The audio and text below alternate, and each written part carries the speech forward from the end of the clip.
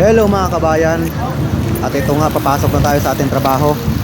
At syempre, pupunta muna tayo sa ating kainan.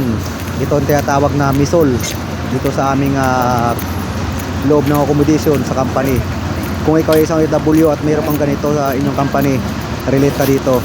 At ito nga, kukuha tayo ng ating pagkain. Ayan.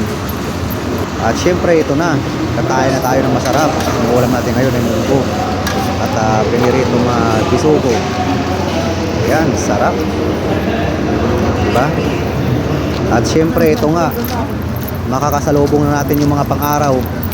Inaabot na sila ng gabi. Tayo naman ay papasok sa ating trabaho. At syempre, bago tayo makalabas dyan, papansin muna tayo ng ating ID. Ayan. Ayan, at nakapansing na nga tayo ng ID. Tayo lalabas na. At ito na, hahanapin na natin ang ating bus na sasakyan papuntang trabaho.